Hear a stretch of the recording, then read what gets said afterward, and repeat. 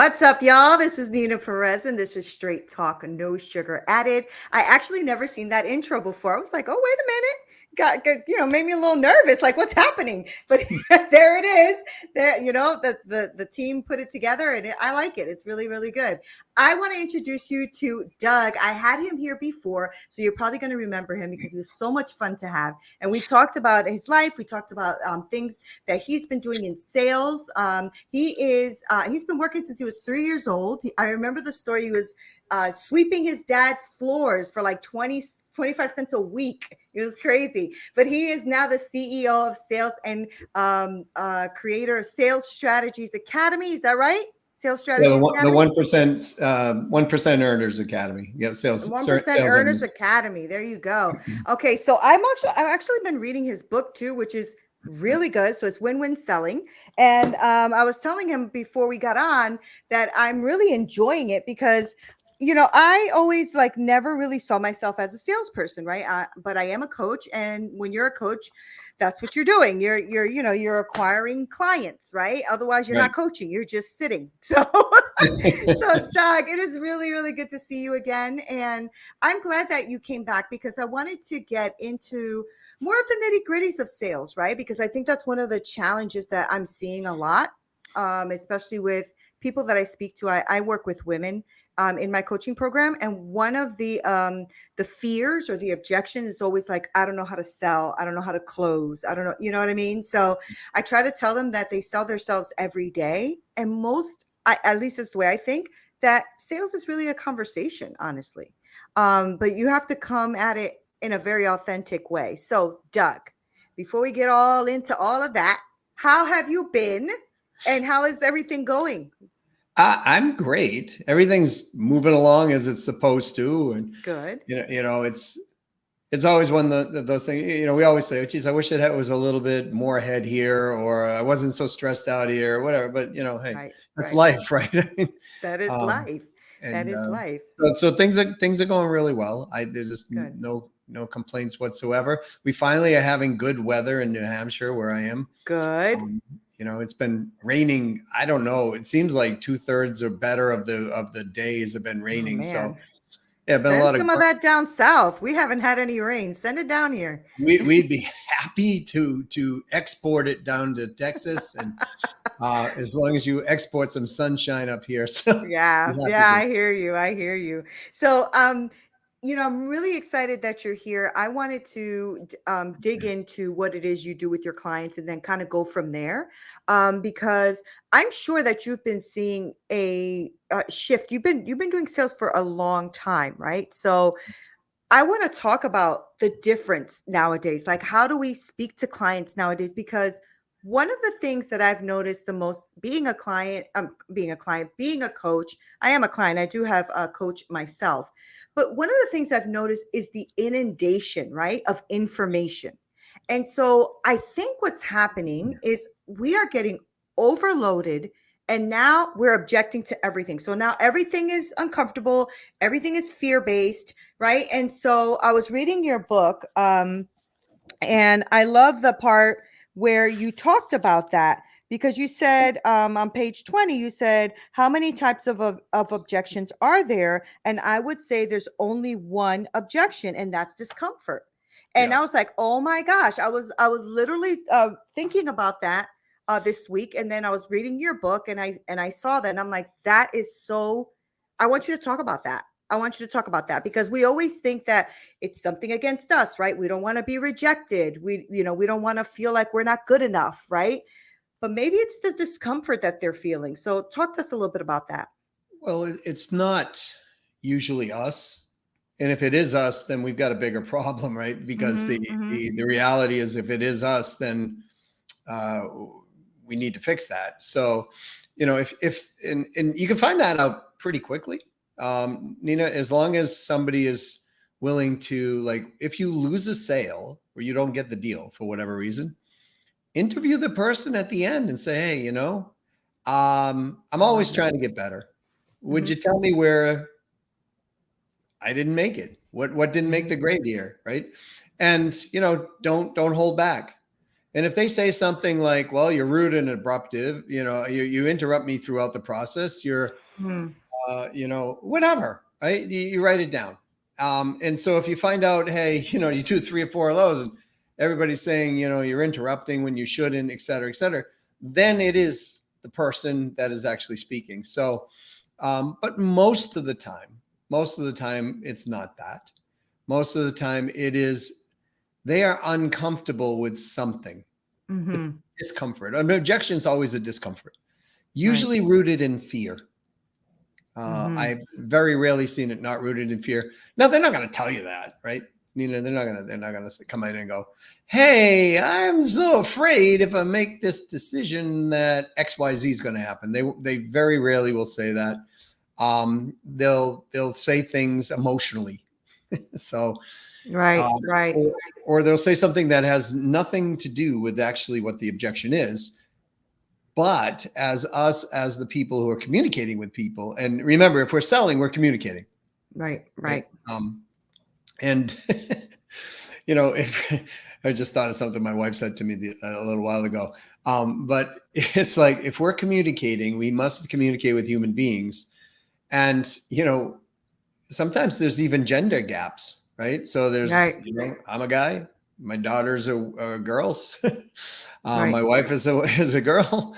And, every once in a while, she reminded me today, she's like, you're thinking like a man. So when you're speaking to women, you've got to think like a woman. And I'm like, okay, that's really hard, right? Because, women think circular. Women will ask more questions than men. And sometimes men are like, let's just get to the point, right? But if we do that, we're apt to invoke the objection right there. And so we're communicating with somebody. So anytime we hear an objection, the first thing that I teach people to do is take a breath, relax. Right? I think you're getting into the rules of the book, right? And rule number 1 will be relax, breathe. Because if you don't, our natural tendency is going to want to be to solve that, whatever they're saying. And a lot of times, whatever they're saying is not even the true meaning. In the book, I teach, how do you get to the true it, what I call the true it, the real it. And the real it is, what is the real issue? And this all goes back to our childhood, Neena, really, when it comes down to it, like how we were raised, how we protected ourselves, how we thrived.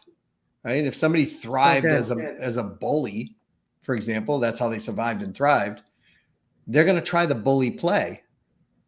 And so what can you do with the bully? You could stand up to the bully and you do it respectfully. If you come top down on the bully's not going to like you because now they're no longer able to be the bully. Right? So if you come from a place where somebody has come from a place where they've always been demure, they're just kind and quiet, and we raise our voice and we're right in their face and we're doing that, well, guess what? They're going to object, and they may not even know why, though. But the reality is what's going on inside them is, I'm uncomfortable. There's a discomfort. Danger. Will Robinson back in the old series of whatever the heck, Lost in Space, right? For those of you who are under 40 years old, you may not even know what I'm talking about. But it's an old show. Check it out. It's pretty cool. So that's what an objection is. It's really something they're saying, I'm uncomfortable. I have something that's bothering me. But they don't express it that way. They'll say, I don't have the time. I don't have the money. I don't, I've tried something like this in the past before. I don't know if you're the right fit for me. They'll say things like that. We have to then go through and I outline it in the book. I mean, I can go through it here if you want, but it's pretty much a step-by-step questioning process without being death by questions, right? And we've got to step back, breathe, relax. We have to say, okay, what might be going on here? What might be the 2 or 3, 4 possibilities that might be going on here? We want to get really curious about that. As curious as we were when we were children and something came new to us and we were like, how do we figure this out? Like I've seen kids that are, taking a cell phone, for example, and they're learning how to use that cell phone. They're not like going, oh my gosh, I'm such a failure because I can't figure it out. They're just like in there doing the thing. And then they're teaching us adults what the cell phone does, right? Right. So, and in our adults, we go, oh, I'm too old to learn this, or my gosh, this is too difficult, or whatever. That's our objection. Really, what we're saying is we don't want to look like a fool, in front of other people. And one thing I can tell people when it comes to money or it comes to looking foolish, people will forego their financial gain. So if you've got a lot of coaches and things on this line, they will forego their financial gain to make sure they don't look foolish. They will protect the integrity of them looking bad in the public eye or to the private eye, i.e. their spouse or whatever. They will do that, and it will far supersede any loss of potential gain of money. So if you're just constantly talking about money, you're like, hey, I want to make $25,000 a month. I can help you get there. I want to make $2 million a year. I can help you get there. And they're pushing back and pushing back and pushing back. It's not about the money. Right. It might be they don't have the money and actually to invest, but that's another issue. The real issue is I'm uncomfortable and I want to tell you that I don't have the funds. And so we've got to let them come forth with that and get to the real it so that we can handle what the real issue is. You're talking about energy too. Oh yeah. Right? Because it's about us like really communicating with one another and realizing if that other person, even maybe they're not saying it, but their body language is speaking it. Yeah. Right? Their facial expressions are speaking it. And we should know how to read the room. We should know how to read the room. And so I have been on calls where people just get very aggressive. I don't like it. I'm a very forward person though. Like once I start to feel uncomfortable, I'm like, okay, your aggression is making me uncomfortable. Right. And so they're like, I just don't jive with that. Like, just be authentic, be real. And then let's get, maybe I have more of a masculine energy because I always like to just get to the point. Right. I don't like all the fluff and all the, that's just the way I am. Sure. Right. So what do you do though, when somebody, is objecting, right? You said, take a breath. So that was part one. How do you get to be, because I know this is what you teach all of your people, right? How do you get to be that top 1%, in sales? How do we do that? Like, where do we start? Because a lot of people who are on the call or listen to this podcast are entrepreneurs. They are. And a lot of them are consultants and coaches, and they're in that space, right? So you're speaking to the right audience right now. And I'm sure a lot of them are like glued to their ear glued to it, because I think that's one of our biggest challenges. And Doug, let's be real. There's just so many fake people teaching fake courses that they've gotten with AI, right? And that's another big thing right now, right? Is that people are creating courses that are all AI based courses. But there's no experience behind it. So I'm speaking to a pro right now, so I'm going to need you. Yeah. And that's the challenge too. I agree, because, it's easy to figure it out, Neena, right? Because it's like, can you tell me your clientele list that you had in the past? Right. And I just did this with somebody and they said, no, that is proprietary. We don't share it. And I'm like, you don't have to give me names. Give me some case studies. Right. And they're like, well, I can't share that either. It's like, because you don't have them. That's really the message that comes through. Now, listen, I sign non-disclosures with some of my clientele, but they're not restricting me to use their name, their company names most of the time, right? So I can literally say, on the big end, I've worked with Procter & Gamble, Enterprise Rent-A-Car, Intuit was one of my clients, CBS Television, the president of CBS, right? So I can use those type of things, but I can also use companies that people have never heard of. Right. And I've trained, I don't know how many, I mean, it's well over thousands at this point of coaches and consultants on how to sell it, to be into the top 1%.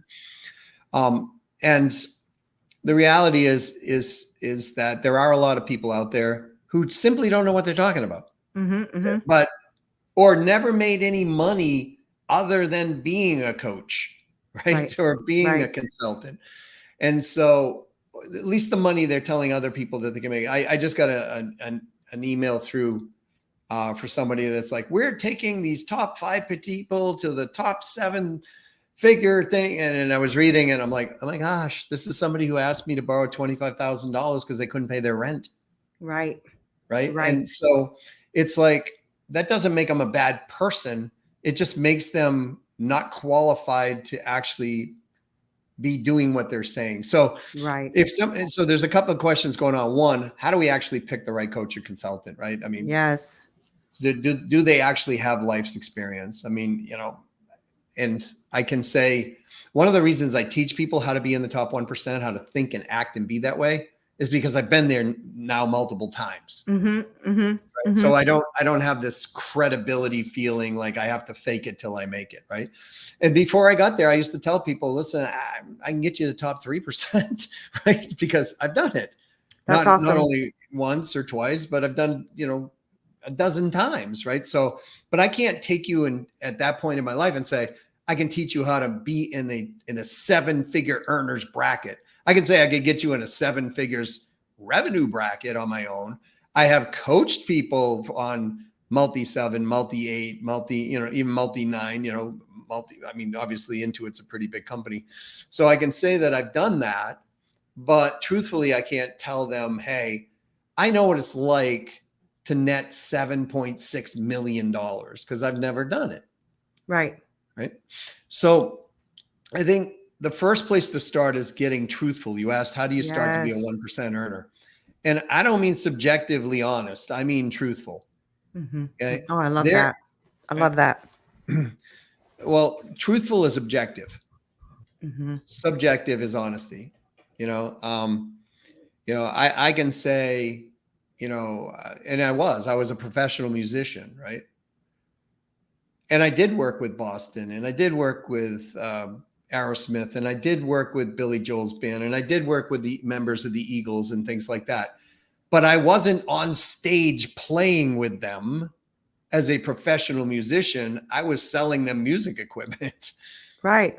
Right. And even though I was a decent musician, and even though I went to Berklee College of Music, which is a reasonably known music school, right? I cannot say I was, you know, Billy up on stage with Billy Joel. You know, I can certainly, you know, I work with David Brown, the guitar player from Billy Joel, and you know, but it's not one of those things that. So we've got to get truthful, right? Yeah. And tell people what the truth is. Right. And then you don't worry about whether they accept you or not at that point, because you are what you are at that moment. Right. And but that's the thing, like when you are what you are, you can fully come in, like you can fully come in, and then now you can really teach them something because you're not faking it. You're not trying to make it up as you go. Right. And I couldn't agree with that more. And the other thing is, people know when you're bullshitting. Like, just be real. Like, some people are like just giving it to you, and they're like, and you know, like you're like, oh my gosh, this is so phony right now. I don't even believe a word that's coming out of your mouth. You usually can feel that energy, usually. Yeah. Unless we are going in with a greedy heart to begin with, right? So unless we're going in because Doug said he's going to give me a 7-figure plan, and by Tuesday, I'm going to be a 7-figure earner. And if I'm going in blindly because I'm being, you know, driven by my ego and by greed, and I don't want to see anything else, well, then I might fall for it, you know? But it's like with my coaching program, for example, I teach women how to transcend shame and get rid of unwanted behaviors. I've never, ever in my coaching program have told someone I'm going to have them making $30,000 in the next 90 days. Never. Now, can they? Of course they can, because they're getting rid of a lot of garbage and they get to focus on their business. But I'm not going to say that, because I'm not going to guarantee something that I haven't seen, right? Or that I haven't, you know, really focused in on making somebody $30,000 in the next 30 days. I'm not doing that. But I can help you to get rid of shame. I can help you to learn forgiveness. I can help you to get rid of negative behaviors, right? So that part of it I can show up for, because I've been doing it for 20 years. Right. But I love what you're saying, because this is true. And if we come to a place where all of us come to truth of ourselves, it is freeing. It is so freeing. Yeah. Because you're not faking it. You're being authentically you, right? And the thing is a lot of times, so and I'll get back to the 1% thing in a minute, but a lot of times people are faking it because they want the money. Right. Right. Right. And, Right. and so the reason they fake it is because frankly, they don't have enough prospects to talk to. So they're limited on the amount of people that they're talking with. Right. And since they're limited on the amount of people, they're playing scarcity.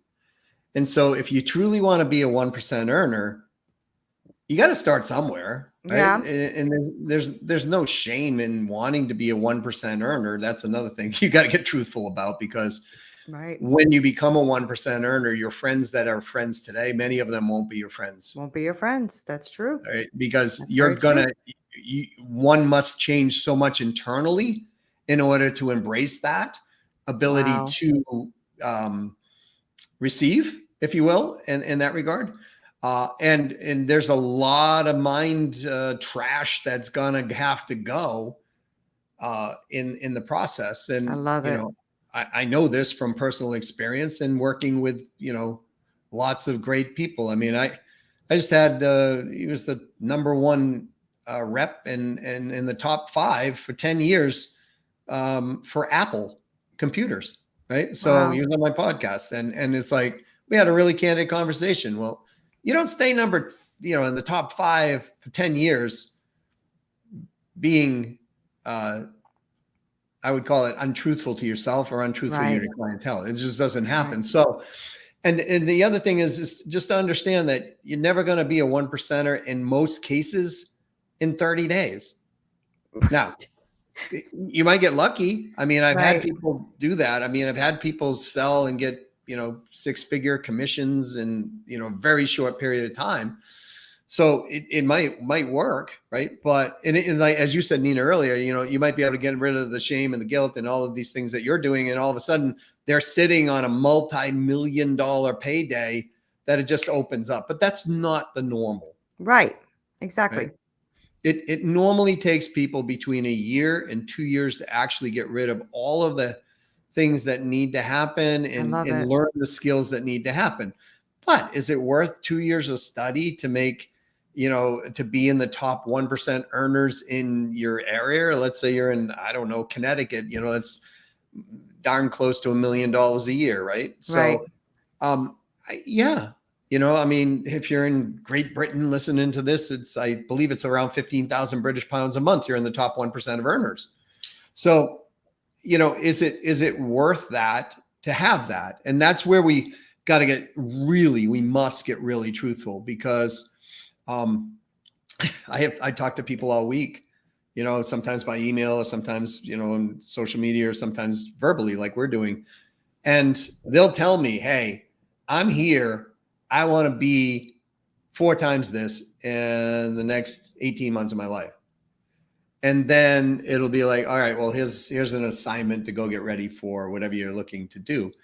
And then they'll come back and they'll say, oh my gosh, my job got in the way. My boating got in the way. My got in the way. Right. And it's like, so I question them, and anybody in my company will question them. What's your truthful goal? You said this. Is it really truthful? And it's like, yes, that's what I want. No, the question is, are you committed to do what is needed in order to get there? There you go. Right? That's because good. That's the truth I'm talking about. That's step number 1. You just got to get really clear. And by the way, for everyone listening, there is absolutely, you use the word shame, Neena, no shame in not wanting to be a 1% earner. Okay. Right. None. Right. I know people who are in the top 10% of earners, or even in the top 20% earners, and frankly, they're super happy. Right. I just read an article the other day. Oh my gosh, I love this. It was, the gentleman's 105 years old, and he's still out there doing his, daily work. He's so cute. He's got he rode his Harley Davidson motorcycle until he was 91. Wow. Right? I mean, to me, I'd rather have that than be dead at 70 from stress. You know what I mean? Like, so that to me, the second thing is, you got to get truthful about what a 1% earner is to you. Right. Because it's not necessarily, you have to be in the top 1% of your industry or your geographic, right? you can have your own personal goals that make you a 1% earner, because 1% is, even though we teach how to make it monetarily, it's so much more than that, because it is about your whole life. It's rounded about your whole life. Like, I have the ability to pass on lessons to my daughters that they would never get in business school, right? I mean, they just wouldn't, because it's like, it's book smarts versus being out there on the in the game every single day. So it just depends on what you find it. Can I question you on? By all means. Okay, what is a 1% earner? What is that? To me, I define it based on geographic region, because a lot of people are like, what is a 1% earner? And I'm like, all right, so if you live in West Virginia in the United States, it's like $360,000 a year. Right. If you live in South Africa, it's going to be a different number. If you live in Brazil, it's going to be a different number. So, I live in the state of New Hampshire. It's, roughly around $700,000 a year, puts you in the top 1%. So, and then there's the top 1%, and then there's the top, 20% of the 1%, right? I mean, we're talking about guys like Jeff Bezos and, those type of people. Right. So it never ends for a 1%er, but the question is whether it's 1% or not. It's an analogy, really, when it comes down to it, right? It's like double your sales in 12 months, right? I mean, it's nice to double your sales in 12 months, and that's great if you do it. But for most people, they're not really looking to double the sales. They're not really looking to be in the top 1%. But if I can teach you how to think and act, and if you want to be that, you can. That is the ultimate power, because it goes back to like Henry Ford, years ago, when he was on trial, and they were saying, you're Henry, you don't know what you're saying, they had him there, and he said, well, here's what I do know. I know I have enough money to be able to get done what I need to get done. And if you took it all away from me today, within 2 years, I'll have it back, because I know how. I was just going to say that. Yeah. I was just going to say that, because you're right, Doug. I mean, when you're talking about, teaching them how to think, act, and have that mindset of a 1%er, that can't be taken from you. Right? So you might be able to have that 6-figure job leave, or you might, might lose something in the stocks or whatever. But if you have the know-how and the knowledge, you're going to get it back. You're going to get it back if you put the effort in, right? So tell me about how you do that with them, because you were talking about the top 1%ers. So when somebody comes to you now, do you work with individuals and companies, or just companies, or how are you structuring that? Well, I used to do all of the above. So what we've been doing lately is moving it more into a training process for anyone. So we've developed what we're calling the 1% Academy.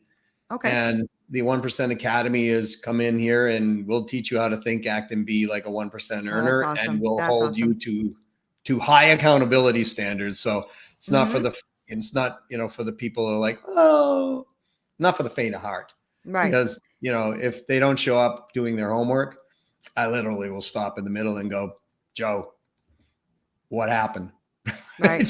Right. Like what, so, I've done a couple of trial runs on this, and everyone has told me it's worth, 2.5 times what I was going to ask for it. And which is always a good sign. Right. But they also told me this, Doug, we love you, but we hate you. Right. Because they don't get away with anything. It's like, right. So, and because, it does require, so how do we do it? You were working on, not only are we working on skill sets on how to, prospect, market, sell, and conversationally converse. We're also working on triggers that you were referring to before.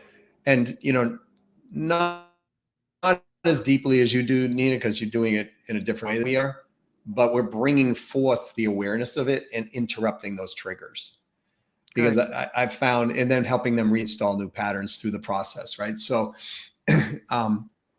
and so, because if we as a seller, if I was a seller and I thought, my gosh, this is so expensive, right? And I grew up in that environment, like with everything was like, it just one, or a lot of things were like, wait, we can't afford that. That's for rich people. We can't, what do you mean you go buy a Tiffany lamp? You don't do that. I mean, that's dumb, right? Or you know what?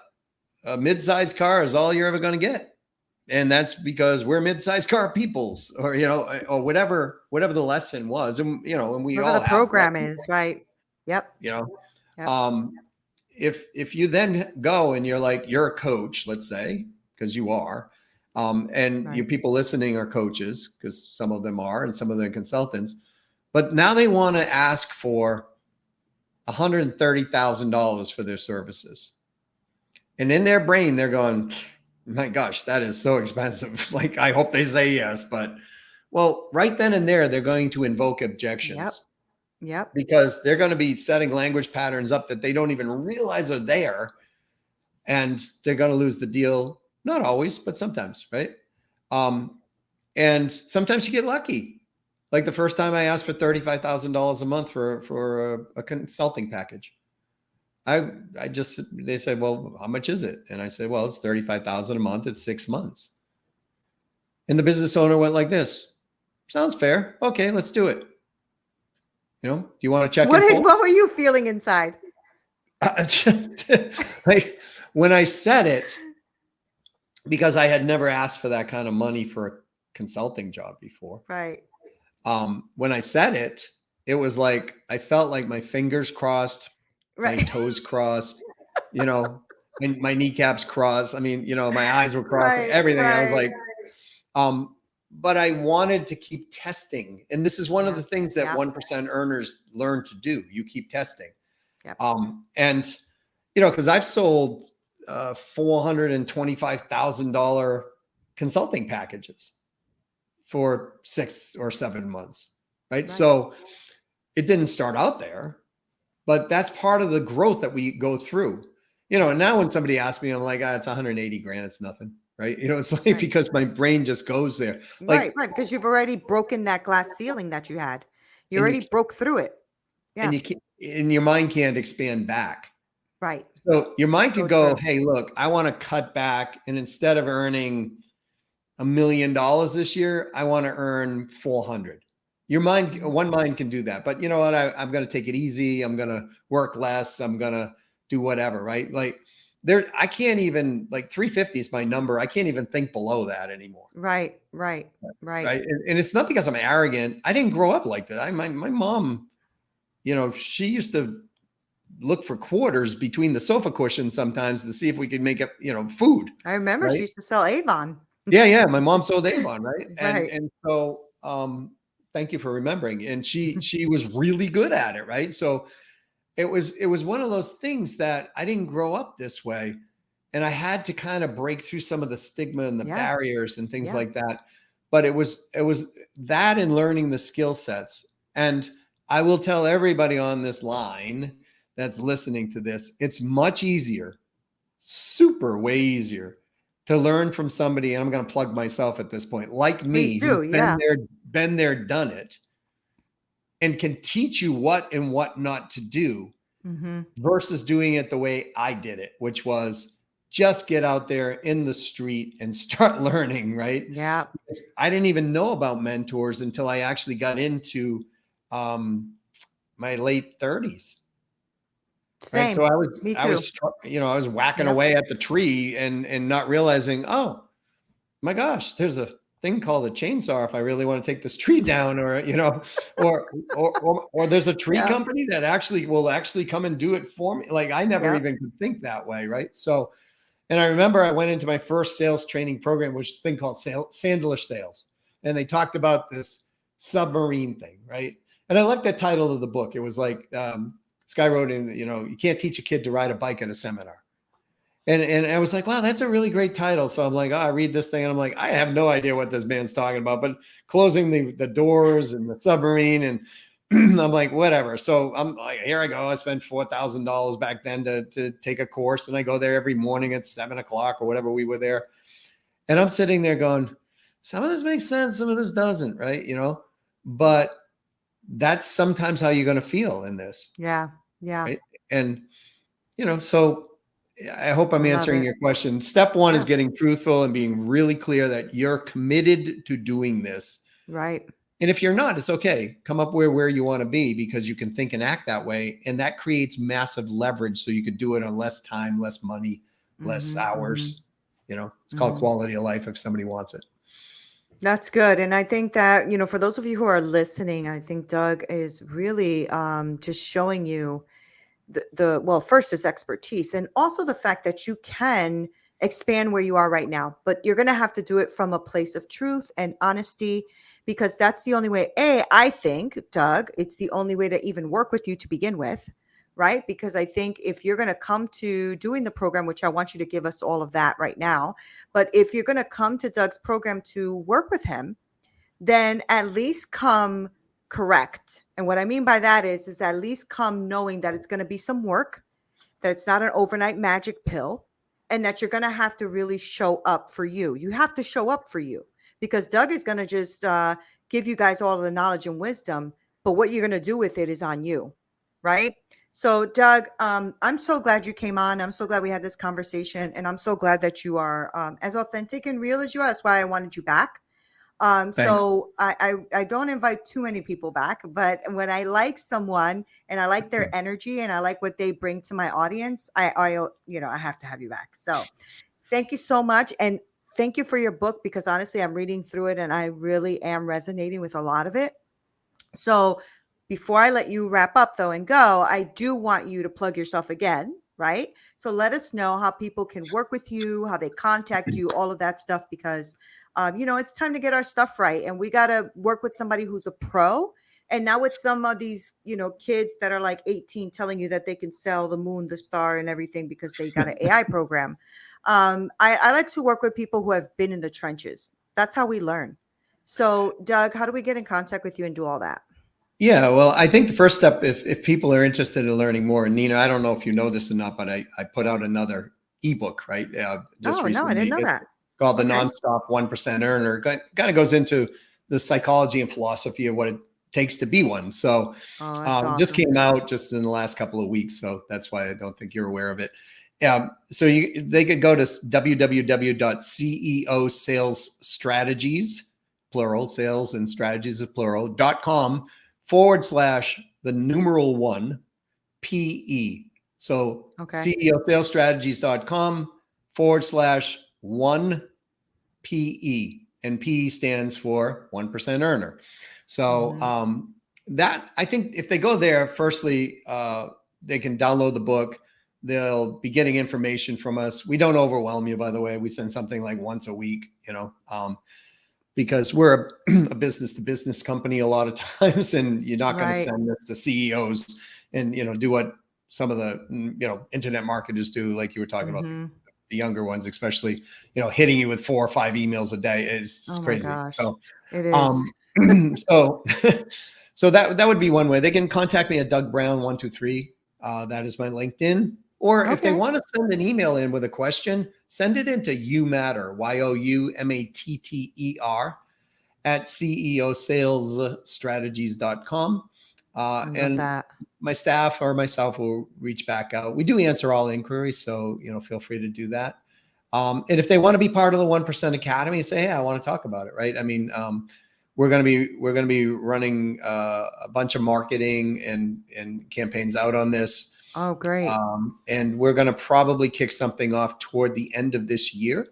If they want to be in on the founders group, there'll be some special, reasons to be in there. That's awesome. And things. Now, it's not really a founders group because I've done this 2 or 3 times already, but it's the first official kickoff of this formally, if you will. And that's how they can get a hold of me, Neena. Great. Thank you. And thank you for coming and hanging out and giving us all those little nuggets of wisdom. I truly appreciate your time. Thank you, Doug. You are so welcome. And I'm Thank so you. grateful you had me back on here. So thanks again. Yeah, you're welcome. I mean, we even went overtime. I could talk to you forever, ever.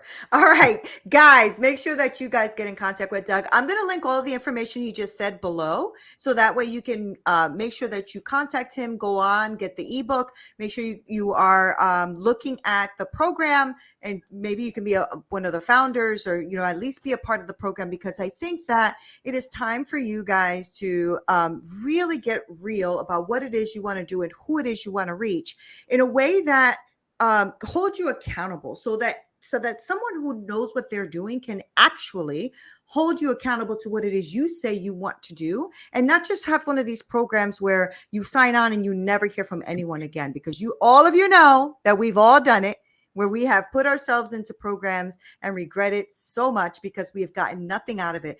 This is not that. So make sure that you get in contact with Doug. This is Neena Perez. This is Straight Talk, No Sugar Added. Make sure you like, share, subscribe, all that great stuff, so that you can spread the word. And let's get our sales going, right, Doug? Let's get our sales going. Until next time.